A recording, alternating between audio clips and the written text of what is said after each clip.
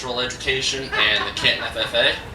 So I was special enough to get a microphone, I guess. I didn't use it last time because it didn't really work too well, but we're going to try it. So I'm Lucas Drever. I just graduated from the Canton High School. I joined the Canton FFA as a sophomore, and I served as the chapter's president as a junior and senior. And I've done a lot of things in FFA. I've been pretty successful at the state and national level. But by far, my most proud accomplishment is a project we did this year. That was investigating the history of our FFA chapter, especially in regards to who this guy was, Harry Gates. See, the name of the member that wears the jacket is on the front. It says Lucas Drever right here. And here is where the chapter's name goes. So, at one time, the Canton FFA was called Harry Gates. And we knew this for a while, but we didn't know who Harry Gates was and why our FFA chapter was named after him. But I decided to dig in this year and figure it out. But before I get into that local history, I always like to go into the general history of agricultural education, because that provides just a great background for what we're going to get into later in regards to the chapter's history. So, when America was founded, education was something that was placed very high in priority. We wanted our citizens to be well educated, know about the world, keep up with current events, or to protect against tyranny, right? And it started out, everyone was homeschooled, at least until they were old enough to go work on their family farm. Because back then everybody farmed, right? But over time we started to consolidate those students into schoolhouses, and we went from there. And eventually we thought we need to really prepare our students, give them the skills that they need in order to join the workforce as they get older. And of course, the primary workforce back then was agriculture. So in 1862, Congress passed the Morrill Act, and what that did was give federal land to the states to establish what they called land-grant colleges. And these colleges would specialize in teaching about agriculture and other vocational trades, as well as home economics, because behind every farm that a man worked on was a house and a family that the wife kept up with. So that was what home economics was for. And there were a few more land grant acts after that, but I'll spare you on the details. So I was telling you guys, I spent like 15 minutes presenting to the school board on this topic. We've gathered so many details, especially in regards to our own chapter's history. We're very, very proud of it. But in 1917, Congress passed the Smith-Hughes Vocational Education Act. And what that did is bring that idea of, at the college level, the vocational education, it brought that down to the high school level. So now we're exposing a younger generation to that vocational education. And the primary word to describe that legislation was segregation. But it wasn't the segregation of race, because that was all around anyway. And it wasn't really the segregation of gender, even though agriculture was only for the boys and home economics was only for the girls. But what we mean by segregation is the vocational students in general being segregated from the rest of the school. Those students and even the curriculum and the teachers that taught it were very separate from the rest of the school that was in the general academic pathways. But that wasn't necessarily all bad. What happened was those students that were in vocational education really banded together. They formed a brotherhood. And what it did was lead to the creation of clubs that coincided with each program. So we had a Future Farmers Club that went along with the agriculture program, a Future Homemakers Club that went along with home economics. And over time, as these clubs really got widespread throughout the nation, they began to form national organizations. So that's what we did in 1928. We formed the National FFA Organization. So now we're at the point where we can talk about the local history, and this really got going about a year ago. Me and Mr. Hojanowski took a tour of the Leroy Heritage Museum from Matt Carl, and at the end we asked him, do you know anything about Harry Gates? And he didn't at the time, but the very next day he came back with a newspaper article that detailed the founding of our FFA chapter in Canton. It said on November 12, 1934, the Canton Agricultural Class established the Harry Gates chapter of the Future Farmers of America.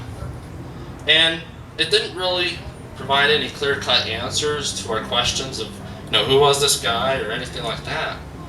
But it really gave me a good basis to go off of, gave me a great boost of motivation to get this project going. So I researched more and more. Eventually I found an obituary for Mr. Gates. So then we learned more about him. But eventually the project, it kind of came to a standstill. I couldn't follow any good leads. I couldn't get any more good information. And sometimes history's like that. You reach these dead ends and you just can't go anywhere. But there's also some great surprises. And just sometimes random people will pop up and give you all of those answers. And that's what happened just last January. We held a meeting related to the FFA, and one of our alumni was there, Laura Driscoll. And we got to talking about this project, and she said, my father, Alan Mockmer, might know something about this. He was a member in 82 through 86, and he was around during the name change when it went from Harry Gates to the Canton FFA. And then we were directed to our grandfather, Dwayne Jennings, and he was around the FFA from 1955 to 59. So there's an earlier area that we could get information from. So we interviewed those people, and I got a lot of great information. This project really got going again. But it wouldn't end there, because I was sitting in my class one day, a statistics class, and my teacher got a phone call, and it was Mr. Hojanowski, and he said that I am needed in his room right now. It was urgent. I didn't know what was going on. Like, did something happen with the trout we're raising, or something happened with the greenhouse? But no, I got down to his classroom, and there was Mr. Wayne Seeley and his wife June, a former advisor of the Canton FFA, ready to give us some much needed information. So we were very thankful to have him. He did great things for us. So, who was Harry Gates? Well, in my research, it became apparent very quickly that this guy was a very prominent community man. He was born in 1876, and he went to Canton High School. He was one of the first to enlist in the Spanish-American War, but he had to leave for home early because he contracted malaria.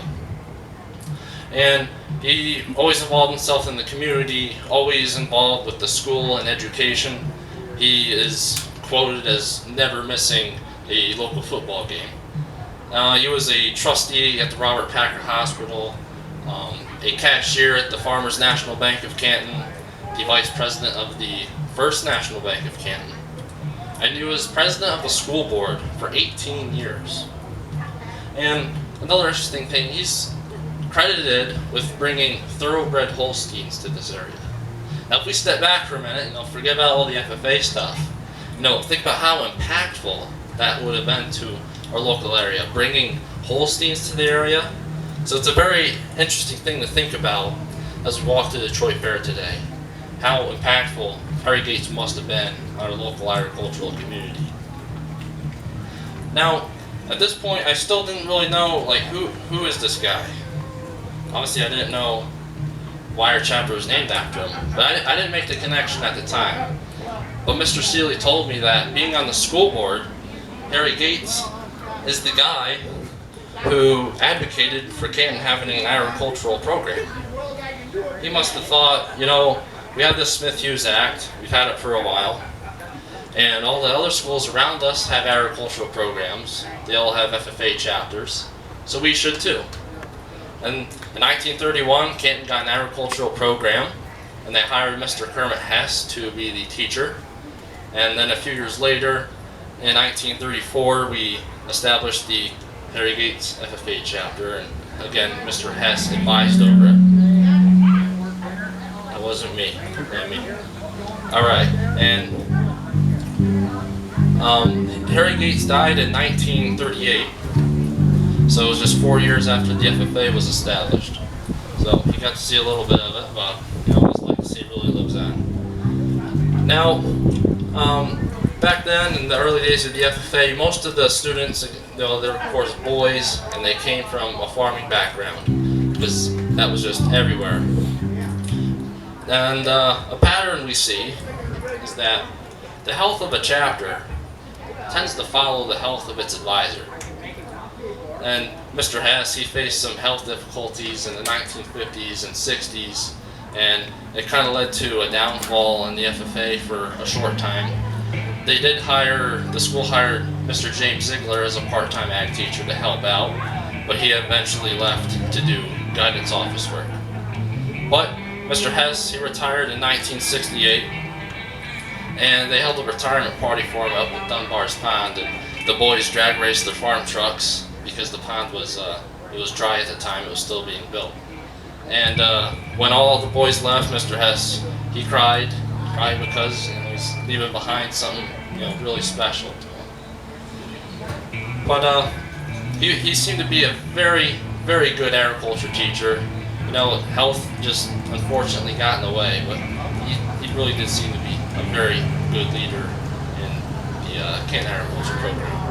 Mr. Wayne Seeley, he came in 1968, took over. It was absolute rejuvenation for that chapter, having that young guy taking lead of the organization.